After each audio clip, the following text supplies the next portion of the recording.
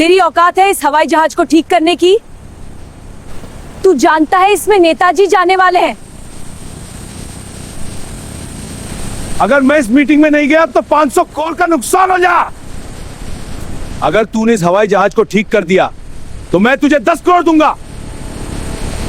सुबह के 5:30 बजे थे। शहर अभी पूरी तरह जागा नहीं था, लेकिन पुराने इंटरनेशनल एयरपोर्ट के पीछे फैले कूड़े के मैदान में हलचल शुरू हो चुकी थी। यहीं रहता था 15 साल का समर। दुबला पतला शरीर, सांवला चेहरा, हमेशा धूल से सने कपड़े और आंखों में एक अजीब सी बेचैनी। वो कूड़ा बिनता था, प्लास्टिक, लोहा, बोतलें, जो मिल जाए। दिन अच्छा रहा तो 300 रुपए बन जाते, नहीं तो खाली पेट भी सोना पड़ता। समर बाकी बच्चों से अलग था। जब भी ऊपर से कोई जहाज उड़ता, वो अपना काम रोक देता, सिर उठाकर आसमान की तरफ देखता और कानों से उसकी आवाज पकड़ने की कोशिश करता। उसे आवाजें याद रहती थी, कौन सी आवाज ठीक है, कौन सी नहीं। ये शौक नहीं था, आदत थी बचपन से। उसे याद नहीं था कि ये आदत कहाँ से आई।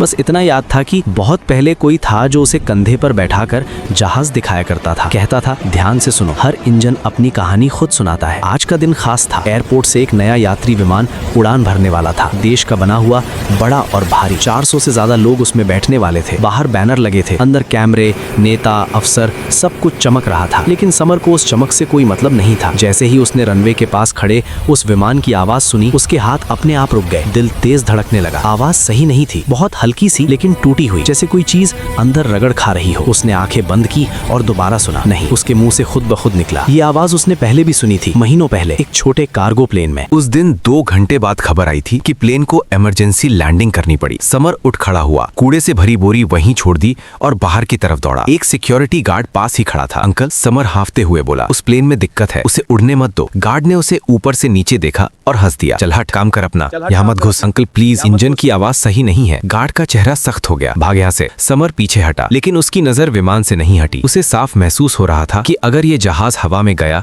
तो कुछ बहुत बुरा होगा। उसने तय कर लिया, चाहे कोई सुने या ना सुने, वो कोशिश जरूर करेगा, क्योंकि इस बार आवाज झूठ नहीं बोल रही थी और शायद आज उसकी जिंदगी भी बदलने वाली थी। समर को गार्ड ने भगा तो दिया, लेकिन उसके कदम रुके नहीं। वो जानता था कि अगर अभी चुप हो गया तो देर हो जाएगी। विमान की बोर्डिंग शुरू हो चुकी थी। दूर से बसें यात्रियों को लेकर रनवे की तरफ जा रही थी। उसने इधर उधर देखा। एयरपोर्ट के पीछे की तरफ मेंटेनेंस जोन था। वहाँ सफाई करने वाले और टेक्नीशियंस आते जाते रहते थे। समर अक्सर वहाँ कूड़ा बीनता था, इसलिए कुछ लोग उसे पहचानते थे। वो दौड़ता हुआ मेंटेनेंस गेट की तरफ गया। वहाँ एक अधेड़ उम्र का आदमी पाइप से पानी डाल रहा था। नाम था इमरान। वो ग्राउंड स्टाफ में था। इमरान अंकल, समर चिल्लाया। इमरान ने पलट कर देखा। क्या हुआ, इतनी हाफ क्यों रहा है? समर ने बिना रुके कहा, वो नया प्लेन, उसकी आवाज गलत है। बाएं इंजन में कुछ ढीला है, बहुत बुरा साउंड आ रहा है। इमरान पहले तो हंसा, तो फिर शुरू हो गया। हर प्लेन में तुझे दिक्कत दिखती है, इस बार अलग है अंकल। समर की आवाज कांप रही थी। अगर उड़ा तो टूट जाएगा। इमरान ने ध्यान से समर की आंखों में देखा। डर था वहाँ, झूठ नहीं। तू कैसे जानता है? उसने धीमे से पूछा। आवाज से, समर ने कहा, और कंपन से। अभी टेक ऑफ हुआ ही नहीं,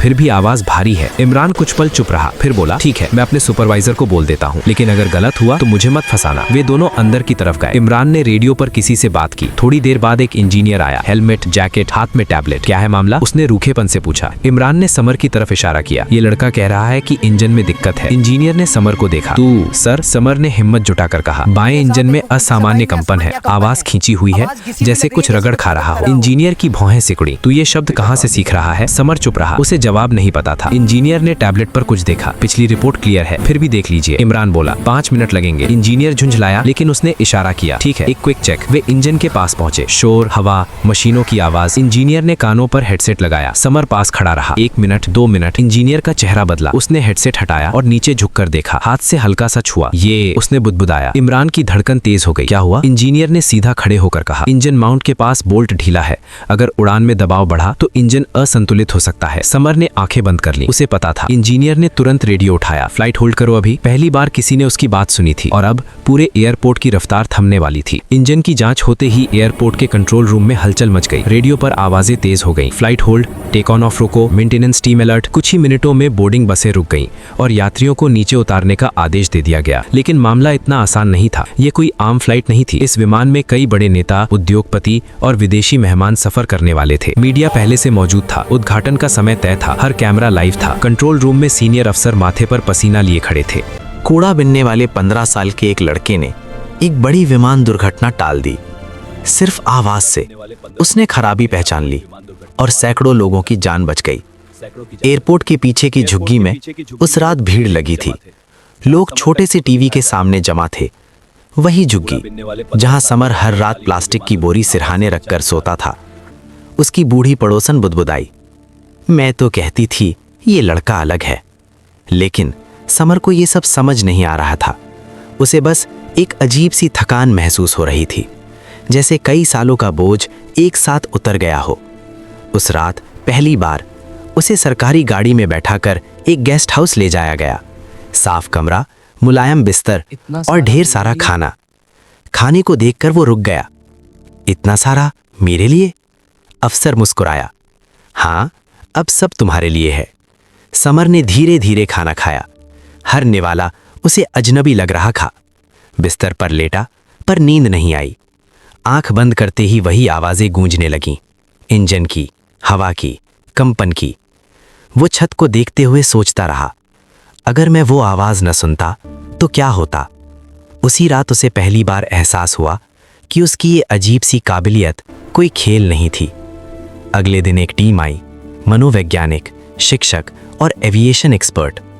उन्होंने उससे बहुत सवाल पूछे और हर बार समर का जवाब लगभग एक सा था, मुझे बस आवाज से पता चल जाता है। एक वरिष्ठ एविएशन एक्सपर्ट ने कहा, यह बहुत दुर्लभ क्षमता है। कुछ लोग संगीत में पहचान लेते हैं और कुछ मशीनों में। ऊपर से संदेश आया, इस लड़के को सही दिशा दो। फैसला हुआ, समर की पढ़ाई शुरू होगी। पहले सामान्य स्कूल, फिर तकनीकी ट्रेनिंग, और जब समय आएगा एविएशन की पढ़ाई। करोड़ों रुपए का फंड उसके नाम ट्रस्ट में डाल दिया गया, सीधे हाथ में नहीं, ताकि उसका भविष्य सुरक्षित रहे।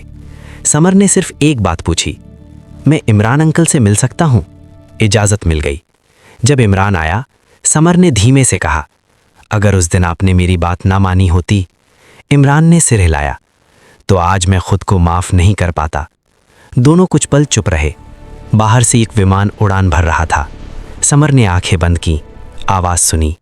इस बार आवाज सही थी और पहली बार उसे सुकून मिला। समर की जिंदगी अब तय शेड्यूल में चलने लगी थी। सुबह स्कूल, दोपहर पढ़ाई और शाम को काउंसलिंग, और हफ्ते में 2 दिन एयरपोर्ट के टेक्निकल जोन का विजिट। सब कुछ नया था, लेकिन उसके भीतर कुछ भी बदला नहीं था। वो अब भी आवाजें पहले सुनता था, चेहरे बाद में। स्कूल में बच्चे उसे कहते थे टीवी वाला लड़का। कुछ जलते थे, कुछ तारीफ करते थे, लेकिन समर को इन सब से फर्क नहीं पड़ता था। क्लास में बैठकर जब कभी ऊपर से प्लेन गुजरता, उसकी उंगलियां अपने आप रुक जाती, कान सतर्क हो जाते। एक दिन एविएशन ट्रेनिंग के दौरान उसे हैंगर में ले जाया गया। सामने खड़ा था एक अधूरा विमान, उसका इंजन खुला हुआ था। सीनियर ट्रेनर ने कहा, समर, आज किताब नहीं, आज सिर्फ सुनो। इंजन चालू किया गया। बाकी छात्रों को सिर्फ शोर सुनाई दे रहा था, लेकिन समर को फर्क ये इंजन थका हुआ है। उसने कहा, अभी नहीं। लेकिन कुछ महीनों में ट्रेनर चौंक गया। रिपोर्ट निकाली गई। सच में पार्ट्स अपनी उम्र के आखिरी चरण में थे। उस दिन पहली बार किसी ने उससे कहा, तुम्हें सिर्फ पढ़ाया नहीं जाएगा, तुमसे सीखा भी जाएगा। लेकिन हर नई शुरुआत के साथ एक डर भी था। मीडिया अब भी पीछे थी। कुछ लोग कहने लगे थे कि ये सब बढ़ा चढ़ा कर बताया गया है। कुछ ने आरोप लगाया उसे सिखाया गया होगा। एक टीवी डिबेट में किसी ने कहा, 5 करोड़ एक बच्चे को, क्या ये ड्रामा नहीं है? समर ने ये शो देखा और पहली बार उसे बुरा लगा। उस रात उसने इमरान को फोन किया। अगर मैं सच में गलत निकला तो? इमरान ने बिना रोके कहा, तो भी तू गलत नहीं होगा, क्योंकि तूने ईमानदारी से सुना था। समर चुप हो गया। उसी हफ्ते एक और टेस्ट रखा गया। बिना बताए 3 विमानों की आवाज रिकॉर्डिंग चलाई गई। एक में मामूली फॉल्ट था। समर ने तुरंत पहचान लिया। अब सवाल बंद हो गए। सरकार ने आधिकारिक बयान जारी किया, ये क्षमता दुर्लभ है पर वास्तविक है। समर को समझ आ गया, उसकी परीक्षा सिर्फ उस दिन नहीं थी, ये हर दिन चलने वाली थी। लेकिन अब वो अकेला नहीं था, और सबसे जरूरी बात, अब वो डर नहीं रहा था। समय बीतने लगा। समर अब सिर्फ वो लड़का नहीं रहा था, उसका नाम लिया जाने लगा था। सेमिनारों में, ट्रेनिंग प्रोग्राम्स में और कभी-कभी संसद की बैठकों में भी। अगर एक 15 साल का लड़का सुन सकता है, तो सिस्टम क्यों नहीं? ये सवाल कई बार दोहराया गया। समर की पढ़ाई तेजी से आगे बढ़ रही थी, गणित अब भी मुश्किल लगता था, लेकिन मशीनों की भाषा उसे अपने आप समझ में आती थी। उसे औपचारिक शब्द नहीं आते थे, लेकिन मतलब साफ होता था। एक दिन उसे दिल्ली बुलाया गया, एक राष्ट्रीय सुरक्षा सम्मेलन में। बड़े बड़े अधिकारी, वैज्ञानिक और पायलट मौजूद थे। समर सबसे पीछे बैठा था। जब उसका नाम पुकारा गया, पूरा हॉल शांत हो गया।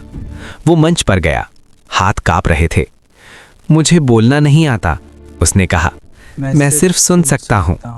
हॉल में हल्की मुस्कान फैल गई, लेकिन समर ने आगे कहा, अगर हम सुनना सीख लें तो शायद हादसों से पहले रुक सकते हैं।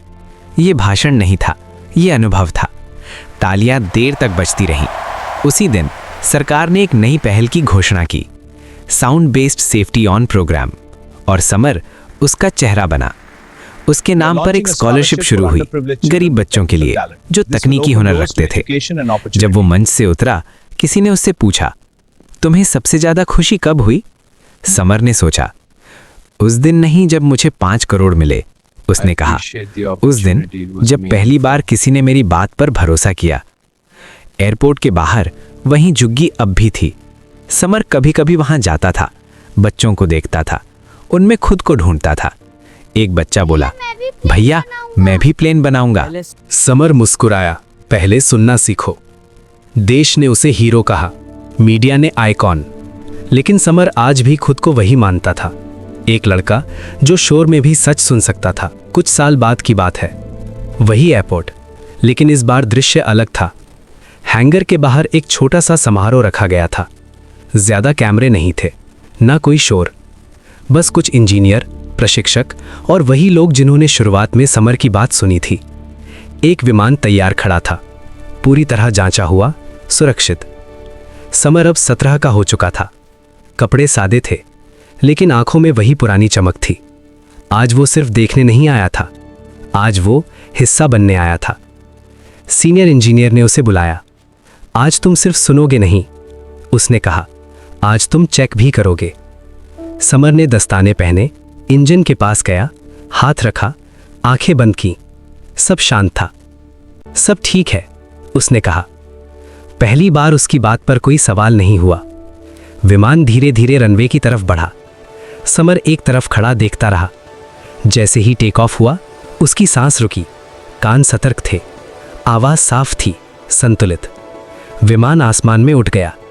समर ने सिर झुका लिया। उसी शाम उसे एक पत्र मिला, साधारण लिफाफा। अंदर सिर्फ एक पंक्ति लिखी थी, देश को तुम पर भरोसा है। उसने पत्र मोड़ा, जेब में रखा। उस रात उसने वही किया जो वो हमेशा करता आया था। आसमान की तरफ देखा। एक और विमान गुजरा। समर रुका, सुना, मुस्कुराया, क्योंकि अब वो जानता था, कुछ आवाजें सिर्फ चेतावनी नहीं होती, कुछ आवाजें रास्ता दिखाती हैं। अगर कहानी पसंद आई हो तो लाइक जरूर करें, चैनल को सब्सक्राइब करें और इस कहानी को अपने दोस्तों के साथ शेयर करें। कमेंट बॉक्स में अपना शहर या गांव का नाम जरूर लिखें ताकि हमें पता चले आप कहां से देख रहे हैं।